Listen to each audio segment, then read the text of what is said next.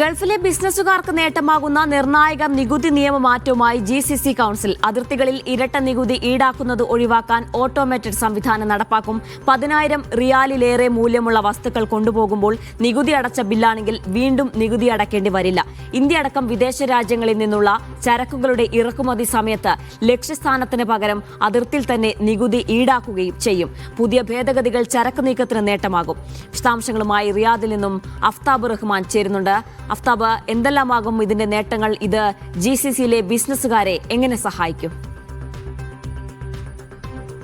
GCC രാജ്യങ്ങളിൽ ഇപ്പോൾ വ്യത്യസ്തമായ രീതിയിലാണ് നികുതി ഈടാക്കുന്നത്. അതായത് സൗദി അറേബ്യയിൽ 15%, മറ്റു ചിലയിടങ്ങളിൽ 10%, ചിലയിടങ്ങളിൽ 5%. ഈ തരത്തിൽ പല രൂപത്തിലാണ് GCC രാജ്യങ്ങളിൽ നികുതി ഈടാക്കുന്നത്. അതുകൊണ്ട് തന്നെ ഒരു രാജ്യത്ത് നിന്നും മറ്റൊരു രാജ്യത്തേക്ക് വസ്തുവകൾ പർച്ചേസ് ചെയ്ത് പോകുന്ന സമയത്ത് അല്ലെങ്കിൽ ചരക്കുനീക്കം നടത്തുന്ന സമയത്ത് പലപ്പോഴും അതിർത്തികളിൽ ഇതുമായി ബന്ധപ്പെട്ട പ്രയാസങ്ങളും അതോടൊപ്പം തന്നെ തർക്കങ്ങളും എല്ലാം ഉണ്ടാകാറുണ്ട്.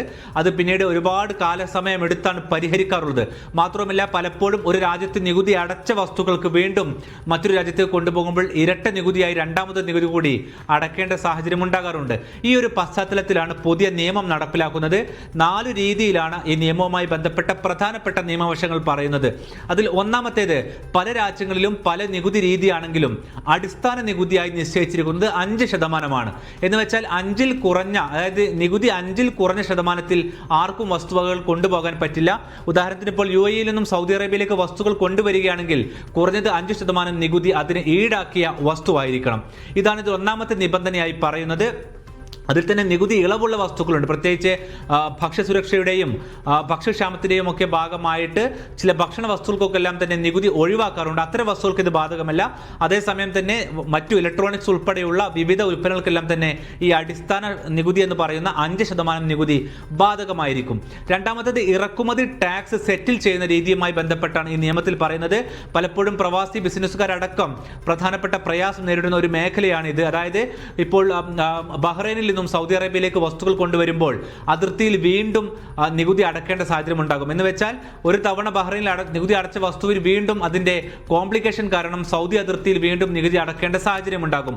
ഇത് ഒഴിവാക്കുവാൻ വേണ്ടി, എന്ന് വെച്ചാൽ ഈ ഇരട്ട നികുതി ഒഴിവാക്കുവാൻ വേണ്ടി ഒരു സമ്പ്രദായം പുതുതായി വരികയാണ്. അതായത് ഓട്ടോമേറ്റഡ് സംവിധാനം വഴി ഏത് രാജ്യത്താണോ നികുതി ഈടാക്കിയത്, അതായത് ഇപ്പോൾ ബഹ്റൈനിൽ നികുതി അടച്ച വസ്തുവാണെങ്കിൽ ആ വ്യക്തിക്ക് ഇത് സൗദി അറേബ്യയിലേക്ക് കൊണ്ടുപോകുമ്പോൾ ബഹ്റൈനിൽ ഈടാക്കിയ നികുതി ബഹ്റൈൻ ഭരണകൂടം ഈ ഓട്ടോമാറ്റിക് സംവിധാനം വഴി സൗദി അറേബ്യക്ക് നികുതിയായി കൈമാറും. എന്ന് വെച്ചാൽ ഈ വ്യക്തിക്ക് ആദ്യം അടച്ച നികുതി വെച്ചുകൊണ്ട് തന്നെ സൗദി അറേബ്യയിലേക്ക് ചരക്കുകളെല്ലാം തന്നെ കൊണ്ടുവരാം. മൂന്നാമത്തെ ഒരു കേസ് സിനാരിയോ എന്ന് പറയുന്നത് വ്യക്തികളുമായി ബന്ധപ്പെട്ടും അതോടൊപ്പം തന്നെ വാറ്റ് സംവിധാനമില്ലാത്ത, അതായത് മൂല്യവർദ്ധിത നികുതി സംവിധാനം നടപ്പിലാക്കാത്ത സ്ഥാപനങ്ങളുമായി ബന്ധപ്പെട്ടാണ്. എല്ലാ സ്ഥാപനങ്ങളും ഇത് പൂർണ്ണമായും നടപ്പിലാക്കിക്കൊള്ളണമെന്നില്ല. അതുകൊണ്ട് തന്നെ വ്യക്തികൾ തമ്മിലുള്ളയും അതോടൊപ്പം തന്നെ സ്ഥാപനങ്ങൾ തമ്മിലുമുള്ള ഈ വാറ്റ് ഇല്ലാത്ത ഇടപാടുകളിൽ 10,000 റിയാലിന് മുകളിലാണ് വസ്തുക്കളുടെ മൂല്യമെങ്കിൽ അതിന് ഏത് രാജ്യത്തേക്കാണോ പ്രവേശിക്കുന്നത് ആ രാജ്യത്ത് നികുതി ഈടാക്കും. അതിനു വേണ്ടിയിട്ട് ആ നികുതി ഈടാക്കുവാൻ വേണ്ടി കൃത്യമായിട്ടുള്ള ബില്ലുകൾ ഹാജരാക്കേണ്ടി വരും. അല്ലാത്ത പക്ഷം ആ സമയത്തുള്ള അവിടെയുള്ള രീതി അനുസരിച്ചുള്ള നികുതി പിന്നീട് നൽകേണ്ട സാഹചര്യം ഉണ്ടാകും. ഇനി അതേസമയം തന്നെ കൃത്യമായി നികുതി അടച്ച ബില്ലുള്ള സംവിധാനമാണെങ്കിൽ ഒരു പ്രയാസവും കൂടാതെ ഈ നികുതി നേരത്തെ പറഞ്ഞ ഓട്ടോമേറ്റഡ് സംവിധാനം വഴി മറ്റു രാജ്യത്തേക്ക് കൈമാറുകയും നികുതി കൊടുക്കാതെ തന്നെ നേരത്തെ അടച്ച നികുതി മാത്രം വെച്ചുകൊണ്ട് തന്നെ വ്യക്തിക്ക് ഈ സാധനങ്ങൾ രാജ്യത്തേക്ക് കൊണ്ടുപോകാനും കഴിയും. മൂന്നാമത്തെ പ്രധാനപ്പെട്ട ഒരു ഭാഗം എന്ന് പറയുന്നത് ഗൾഫ് രാജ്യങ്ങൾക്കിടയിലുള്ള ഏറ്റവും പ്രധാനപ്പെട്ട പ്രതിസന്ധികളിൽ ഒന്ന് വിദേശ രാജ്യങ്ങളിൽ നിന്നും വസ്തുക്കൾ ഇറക്കുമതി ചെയ്യുമ്പോഴാണ്. എന്ന് വെച്ചാൽ വിദേശ രാജ്യങ്ങളിൽ നിന്നും, ഇപ്പോൾ ഇന്ത്യയിൽ നിന്നും ഒരു വസ്തു ഖത്തറിലേക്ക് ഇറക്കുമതി ചെയ്യുന്നു എന്ന് കരുതുക. അങ്ങനെ ഇറക്കുമതി ചെയ്യുന്ന വസ്തു പലപ്പോഴും ഖത്തറിലേക്ക് നേരിട്ടല്ല ഇറക്കുമതി ചെയ്യുന്നത്. ഒരു പക്ഷേ സൗദി അറേബ്യയിലെ ദമാം തുറമുഖത്തായിരിക്കും ഖത്തറിലേക്ക് കൊണ്ടുപോകാനുള്ള ചരക്കുകൾ നേരത്തെ ഇറക്കിയിരുന്നത്. അങ്ങനെയെങ്കിൽ ഈ വസ്തുക്കൾ പിന്നീട് ഖത്തറിലെത്തിയ ശേഷമാണ് നികുതി ഈടാക്കിയിരുന്നത്. ഇനി അങ്ങനെയല്ല. ഏത് തുറമുഖത്താണോ, ഏത് രാജ്യത്തിന്റെ തുറമുഖത്താണോ ആദ്യമായി ചരക്കെത്തുന്നത് അവിടെ തന്നെ നികുതി ഈടാക്കും. ഉദാഹരണത്തിന് ഖത്തറിലേക്ക് ഇന്ത്യയിൽ നിന്നും എത്തുന്ന വസ്തുവാണെങ്കിൽ അത് ദമാമിലാണ് വസ്തുക്കൾ ഇറക്കിയതെങ്കിൽ ദമാമിൽ തന്നെ നികുതി ഈടാക്കും.